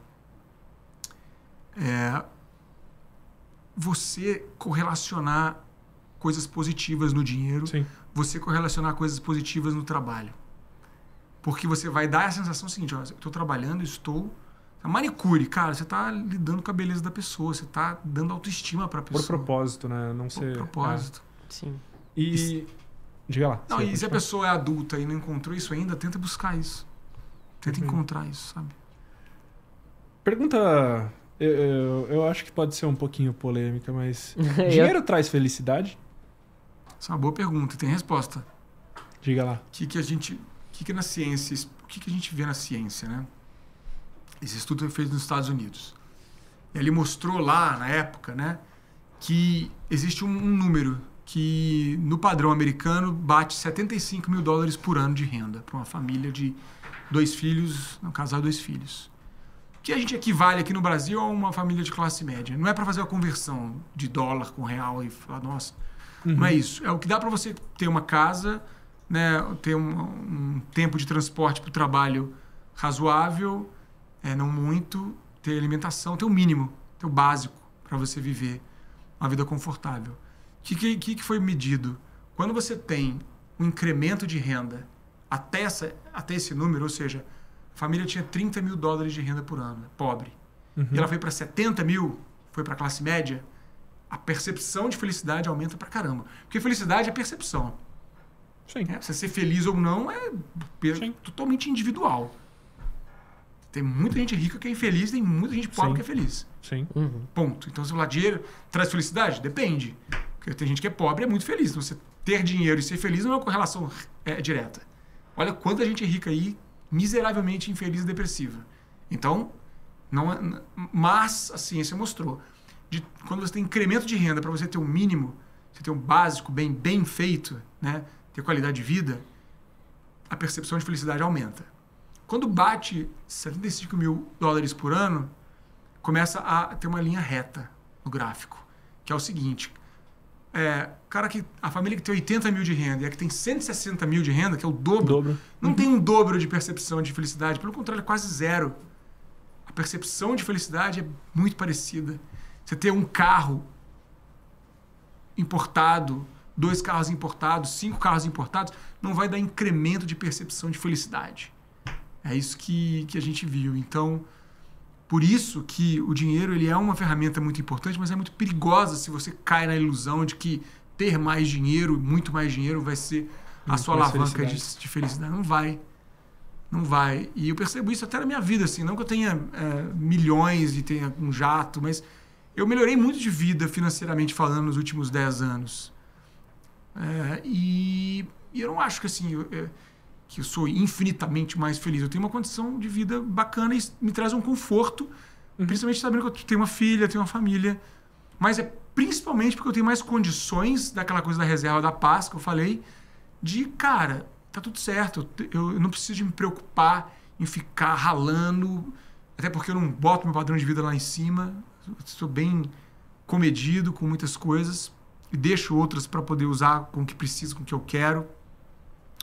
Como eu falei, né? Não uso relógio, não gasto dinheiro com um monte de coisa. Eu sou bem simples em muita coisa.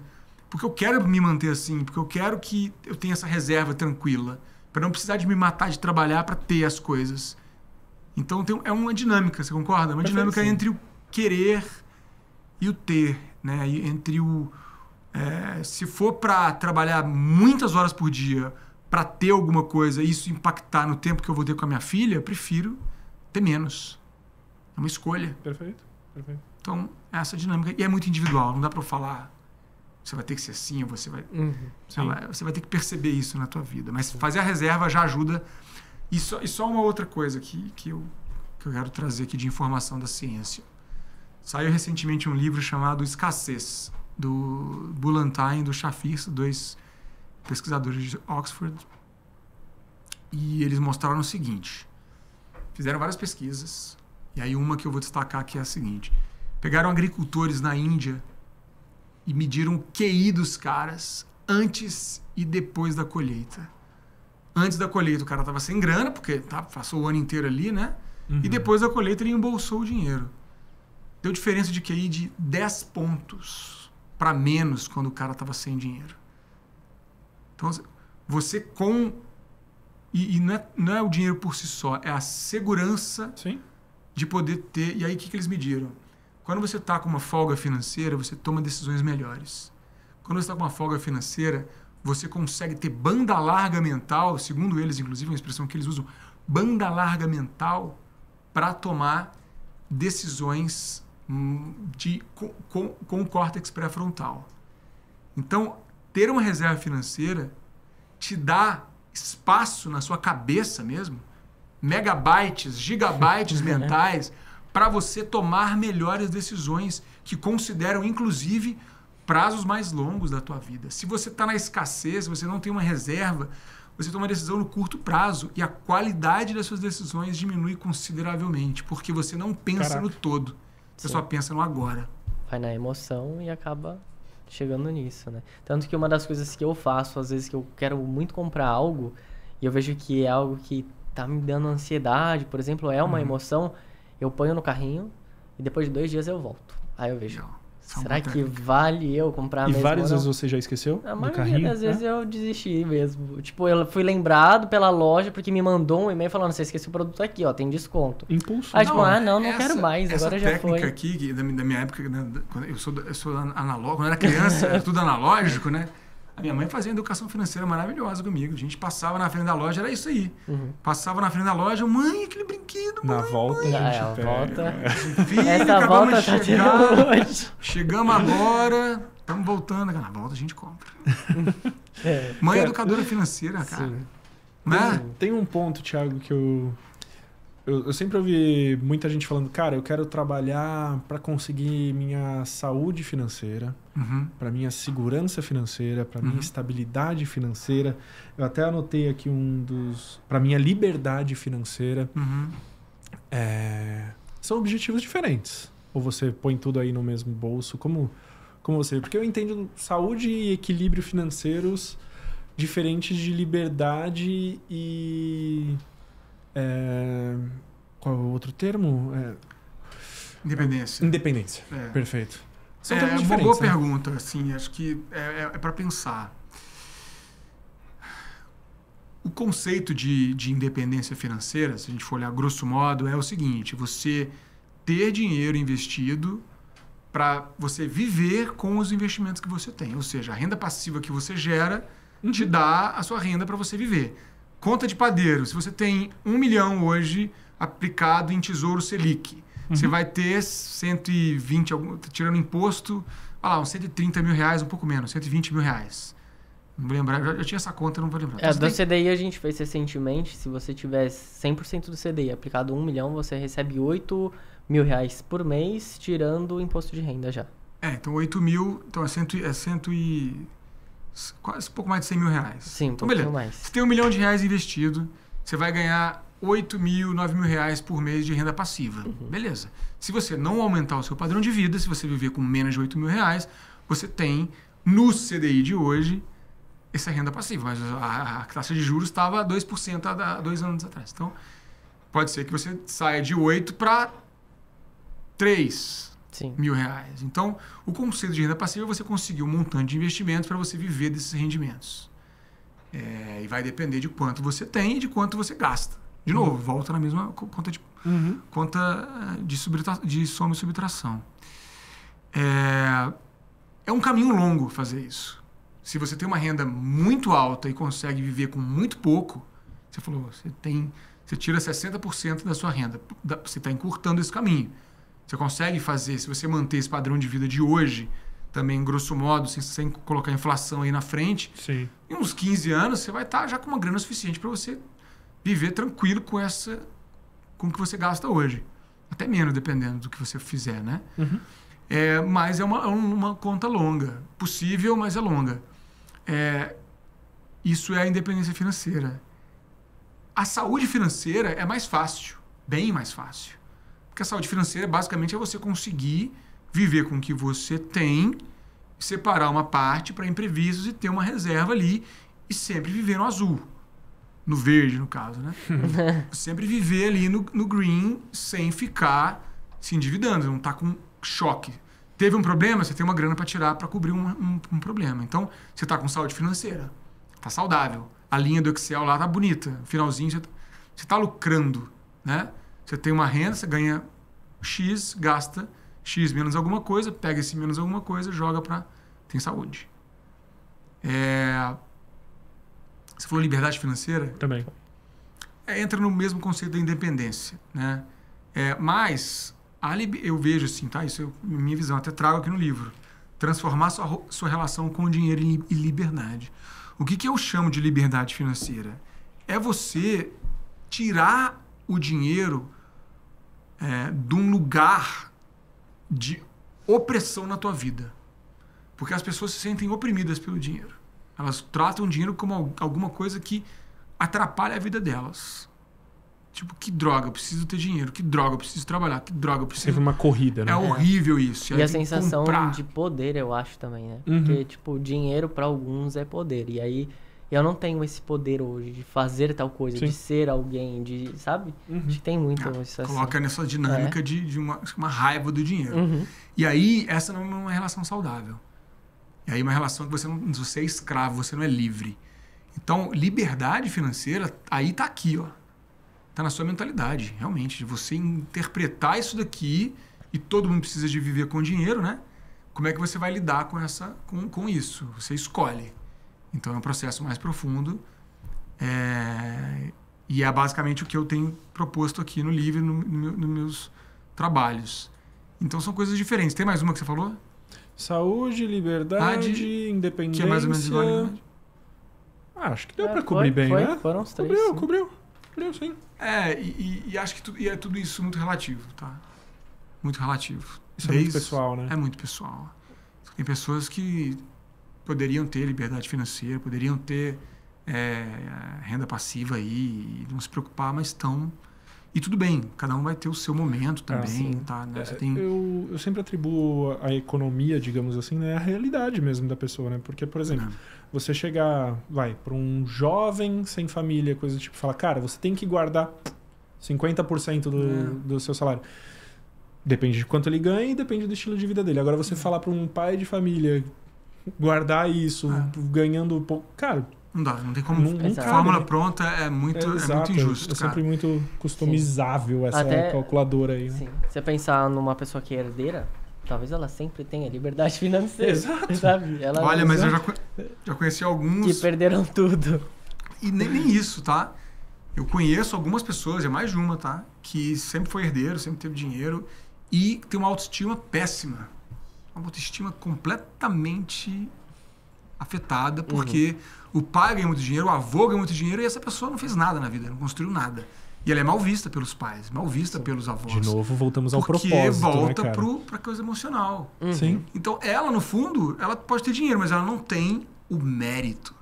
Isso é uma coisa muito importante pra gente, cognitivamente, cerebral.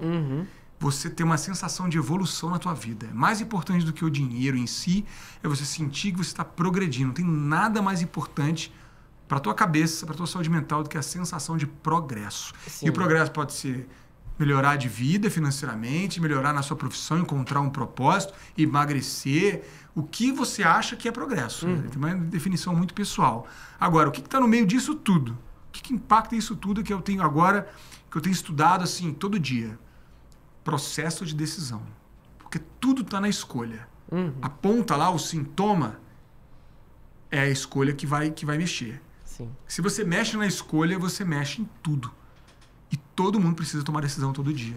Segundo o psicólogo americano Barry Schwartz, no livro Paradoxo da Escolha, a gente toma 35 mil decisões por dia. 35 mil. E sabe o que está acontecendo? Tem uma ilusão que a gente acha que por termos mais opções, a gente está mais feliz. Porque antes você ia no mercado, você tinha um leite, ou era integral ou era desnatado, e tinha uma bolacha, ou era maisena ou era biscoito Maria. Isso na minha época lá, quando eu era moleque. Agora você tem 48 tipos de biscoito. Eu estava nos Estados Unidos agora com a minha esposa. São mais decisões atuais. 385 tipos de biscoito, de não sei o quê. Aí você, o que está acontecendo? E o paradoxo da escolha explica isso. Quando você tinha 2, 3 escolhas, e você escolhia uma, você estava escolhendo uma e deixando 2 para trás. Ou uma para trás. Quando você vai agora e escolhe uma, mas você tem 39, você está deixando 38 para trás. Você mais perde do que ganha. Então, qual que é a sensação do ser humano do século de 2023, do paradoxo da escolha? Caramba, eu estou escolhendo pior. A qualidade das minhas decisões é pior. Sim. Essa é a sensação que a gente tem hoje. Porque quando a gente escolhe alguma coisa, a gente implica em não escolher todas as outras coisas. Isso nos dá uma ansiedade muito grande. Sim, eu ia até trazer um contexto disso que eu passei com meu irmão. Tenho um irmão de 12 anos. Uma vez eu cheguei pra ele, vamos assistir filme? Vamos. Aí ele, tá, escolhe aí, porque eu não sei qual escolher. Aí você vai ver, tem 5 aplicativos de streaming diferentes, com 5 estilos diferentes, e aí, no final das contas, você dorme sem escolher o filme. A gente não assistiu exatamente isso. A gente não assistiu. E eu acho que também gera um gatilho, né, de... Putz, eu deixei 38 lá pra trás. E aí, quando você ganha um dinheirinho, você fala, cara, deixa eu voltar lá, porque eu tenho interesse em ter aquele outro também, né? Sim. Enfim. E aí é interessante porque eu acho que é onde essa conversa meio que se fecha, que é muito voltado para essa questão do emocional mesmo, né? Então, que nem essa questão do herdeiro, não sei como é que tá isso hoje, eu presenciei um pouco mais no sentido inverso, que, vamos supor, se você é herdeiro de uma família que tem, sei lá, é médica, quando você vai decidir sua profissão, te induzem a ser médico. E aí você fica tipo, Tá, eu não quero ser Você médico, fica eu numa quero roda ser ali, né? filósofo, qualquer coisa, eu quero estudar filosofia. E aí você meio que é oprimido a ser médico pra ter aquele sucesso que seus pais tiveram. E isso afeta o emocional e você acaba Total. não indo, né? Então eu tive um pouco desse processo inverso no sentido de... sei lá, na minha época, quando eu tava indo pro ensino médio, era a época de youtuber, eu quero ser youtuber. Meu pai, pô, isso não dá dinheiro. E aí você fica, então você é o quê? Eu não sei, né? Então... acho que tem muito dessa relação que aí é onde casa com tudo aquilo que você trouxe do emocional. Isso é muito legal. A gente, é muito bom isso, porque olha como é que é pessoal cada coisa. A gente tem uma característica muito importante do nosso cérebro, que é trabalhar com ancoragem. A gente trabalha com ancoragem o tempo inteiro. Não tem jeito. Ancoragem é do início ao fim. A gente está ancorado e é difícil sair dessas âncoras. Sim. Quando você sai um pouco, você vai ter que ter um enfrentamento, você vai ter que brigar com alguma coisa interna sua, principalmente. E provavelmente externa também. Sim. Você vai ficar preso àquela âncora e é difícil pensar fora daquela âncora. Vou dar um exemplo bem tosco aqui para você. Uma das palavras mais longas do mundo é de origem grega. Você acha que ela tem mais ou menos do que 40 letras? Deve ter mais. Quantas letras você acha que ela tem? Sei lá, 60? Tô chutando. Quantas você acha que ela tem? 23. Olha que 23. específico. Nossa, você jogou lá embaixo, Quantas você acha que ela tem? Palavra mais longa. Mais ou menos que 40 letras. Uma palavra mais grega. longa. Uma das palavras mais longas. Eu pensei... Eu acho que menos. Menos? Menos. Menos que 40. Quantas letras você acha que ela tem? Eu acho que ela tem... Fala um número. Deixa eu ir pro Google. 32. Mais alguém? É. Mais alguém?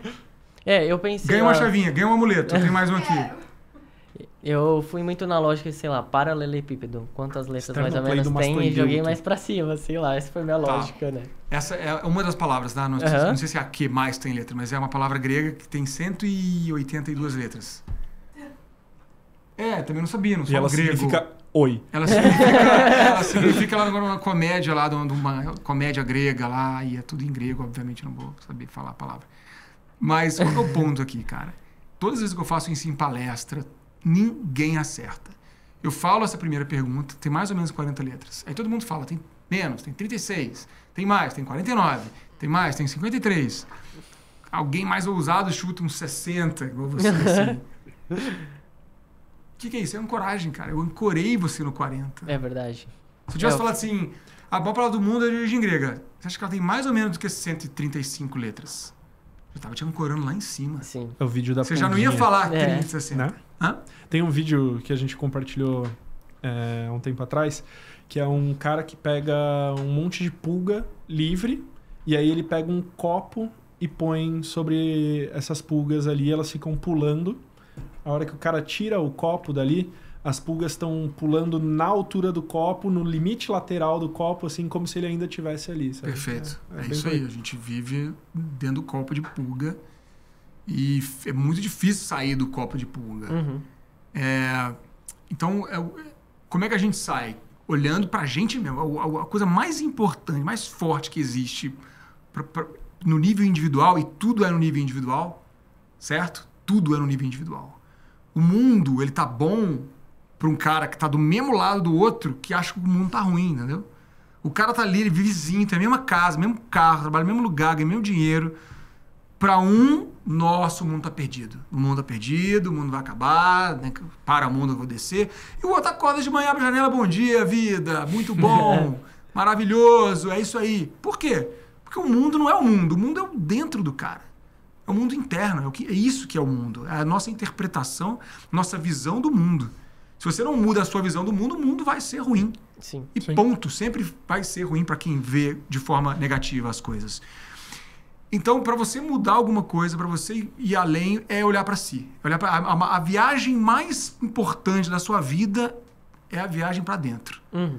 Olha para dentro de você e vê o que está acontecendo. E não é legal isso, tá, gente? Não é assim, vou meditar lá na montanha, que legal, agora eu estou cheirando margaridas e com incenso aqui, que gostoso o autoconhecimento. Não é.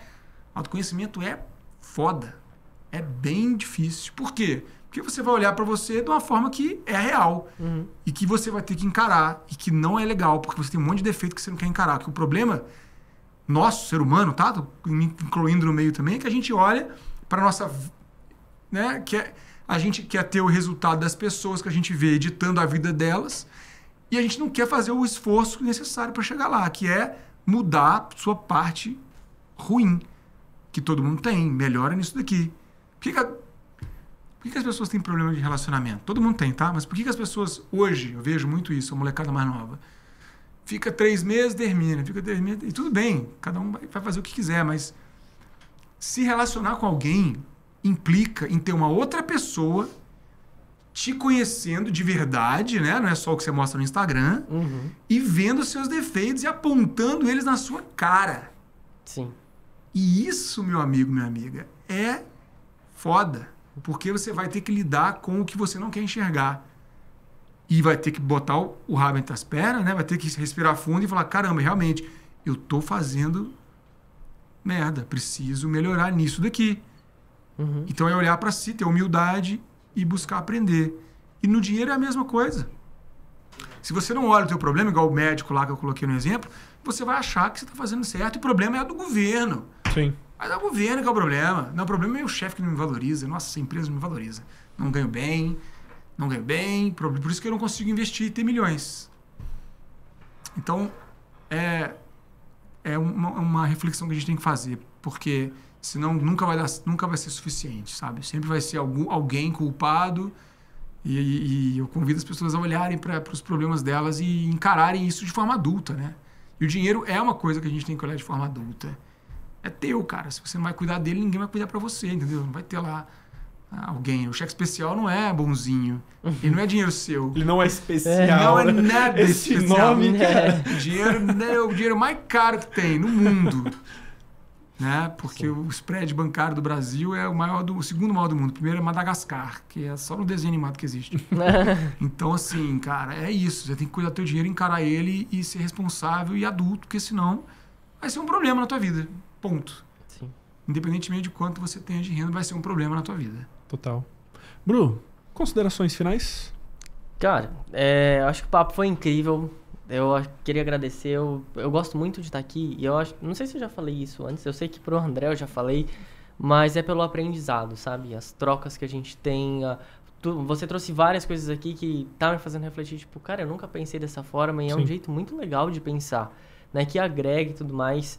E acho que conhecimento dessa forma tem que ser compartilhado, né? Então, eu queria deixar até para as pessoas a continuação dessa conversa, né? Onde elas podem te encontrar, o que você recomenda para elas de conteúdo, seja seu ou não, por exemplo, de psicologia que você trouxe. Legal. Aberto aí. Legal.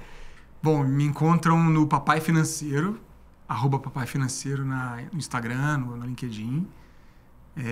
TikTok eu tô começando ainda, não sei se chega um TikTok, não. Eu aprendi a dançar ainda. Mas, e aí no meu Instagram dá para comprar o livro, se você quiser, com dedicatória e amuleto. Dá para você comprar lá no meu Instagram, no meu link. Mas o livro tá em todas as livrarias do Brasil, na Amazon. Já tá indo para a 2ª edição. Entrou como best-seller da Publish News em primeiro lugar geral e da Veja em 4º lugar. Incrível. Parabéns. E assim, tem aqui, né, tem muita... No meu Instagram também eu passo muita coisa, mas nesse livro eu coloco todas as referências acadêmicas que eu usei no meu mestrado e depois para escrever. Então, tudo aqui eu tenho muita base de gente que estuda isso há muito tempo, né? Eu sou um aprendiz também. Estou produzindo o meu conteúdo, mas tem muita gente bacana que está estudando isso e trazendo muitas coisas legais. Quero cada vez mais estudar e desenvolver coisas para essa área do dinheiro. Eu acredito que é uma área que a gente precisa muito evoluir e não está só em ganhar mais. É claro que a gente tem que buscar ter mais dinheiro, prosperar, mas está na maneira como a gente trata isso como uma energia da nossa vida, né? Sim, com certeza. E, pessoal, só informando que todos os links, arrobas do Papai Financeiro a gente vai deixar aqui na descrição. Inclusive pro livro também, né? O livro também, exatamente. Muito Thiago, bom. Alguma consideração final sua? Tudo bem que você já fez todo esse... Um monte de coisa já falando. Mas se você quiser trazer pro pessoal de casa alguma consideração final olha, olhe para para o teu dinheiro de uma forma mais amorosa, mais carinhosa para a tua vida financeira, e entenda que isso é para todo mundo. Já passaram por mim milhares de pessoas, de todas as faixas de renda, de todas as formações. Não tem uma premissa.